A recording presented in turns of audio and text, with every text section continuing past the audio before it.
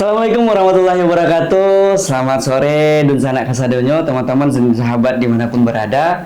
Kali ini kita di ruang podcastnya Muara Indrapura bersama tamu kita pada sore hari ini, yaitu Pak Dewan anggota DPRD Provinsi Sumatera Barat, yaitu Bapak Yusuf Abid. Assalamualaikum warahmatullahi wabarakatuh. Selamat sore warga pesisir selatan, terutama warga besar Air Pura, Sana Ambo Muklis Yusuf Abid, anggota DPRD Provinsi Sumatera Barat. Hari ini sedang ada kunjungan Air Pura dan ada kegiatan festival kesenian budaya. Iya, ngomong-ngomong festival kesenian Pak, memang untuk di Air Pura ini pertama kali ya Pak. Ya. Terima kasih banyak Pak atas pokok-pokok pikiran Bapak yang udah diletakkan di Air Pura Pak. Cuma tentu Dunsana kita yang di rumah Pak, bagaimana tuh Pak persiapan tentang festival ini Pak? Karena berasal dari pokok-pokok pikiran kan Pak. Ya. Tentu ada perencanaan. Nah, bagaimana tuh Pak persiapannya Pak? Kalau perencanaan dan persiapan secara spesifik sih tidak ada. Iya. Ini berangkat dari semangat. Semangat, Pak. Selaku wakil rakyat. Iya. Apa yang bisa kita bawa ke masyarakat yang mereka sudah menyerahkan kepercayaannya kepada saya untuk duduk di DPR. Iya. Maka terjadilah komunikasi kami antara DPR dengan dinas-dinas terkait. Salah satunya Dinas Kebudayaan. Iya. Saya tanya, apa Pak kira-kira yang bisa saya bawa untuk masyarakat saya Pak selaku wakil rakyat. Dari Dinas Kebudayaan ada festival, ada macam-macam Pak, dia bilang gitu. Nah, bagaimana mekanismenya ini mereka kasih tahu lah. Oke. Karena kebetulan kita ada aspirasi ya. Diberikan oleh pemerintah daerah kepada DPR berbentuk dana aspirasi yang bisa diberikan kepada masyarakat. Makanya saya bicara dengan Dinas Kebudayaan, saya ada dana aspirasi, mungkin nggak diadakan ini? Oh mungkin sekali katanya. Nah, itulah awal dari pembicaraan kita gitu. Terjadilah ini gitu Pak. Terus untuk yang ditampilkan di festival Pak, apakah ada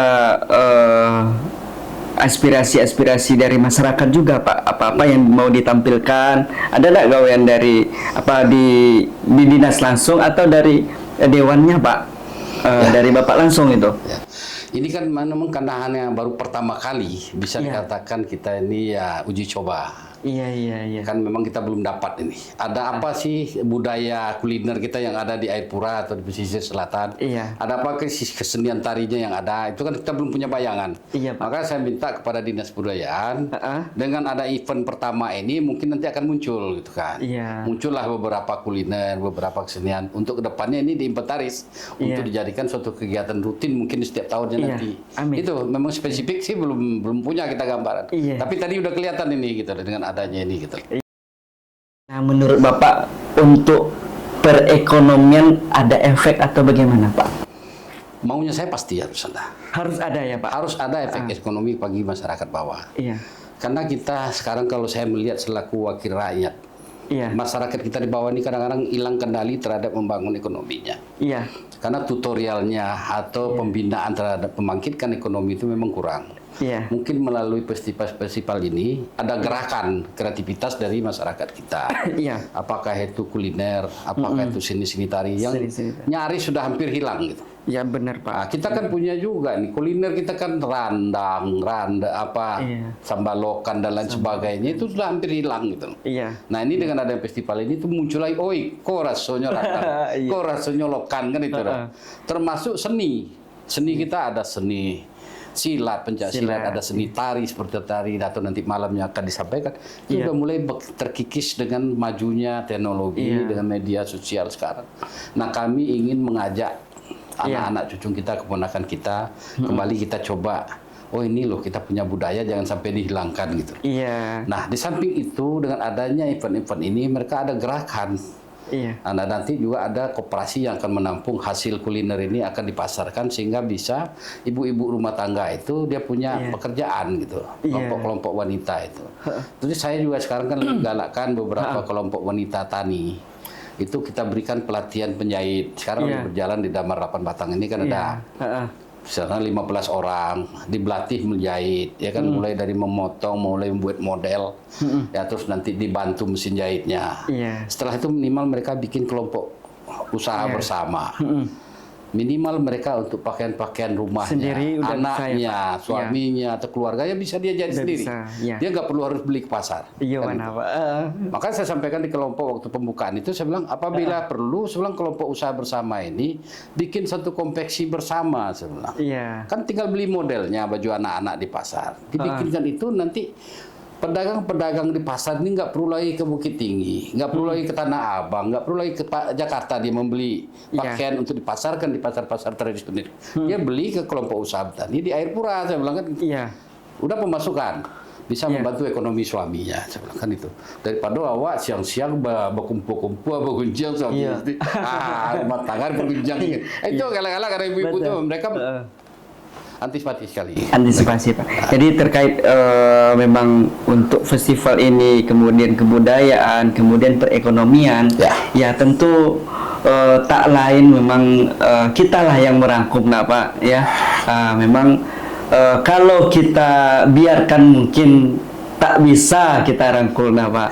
Jadi berdasarkan adanya Bapak Dewan kita, mudah-mudahan kegiatan-kegiatan festival atau kegiatan-kegiatan kebudayaan lainnya bisa terus berkelanjutan Pak. Dan kemudian yang terakhir Pak, ini bagaimana Pak menurut Bapak terkait kebudayaan kita di Sumatera Barat Pak? Bagaimana Pak tanggapan Bapak? Begini, itu yang saya sampaikan tadi ya. Dengan majunya teknologi, banyak media-media. Tadi saya sampaikan juga, kebetulan coba kita tangkap sekarang Menteri Kebudayaan dari Sumatera Barat. Bapak Fadlizon. Itu kan membuka ruang bagi Sumatera Barat menggali kembali budaya-budaya yang sudah hampir terkikis. Bapak Wakil Gubernur kita Pak Pasko Rusemi sangat konsen terhadap silat. Silat tradisional itu beliau akan masukkan itu ke program sekolah. Supaya anak-anak kita didik di sekolah itu nanti bisa basilet.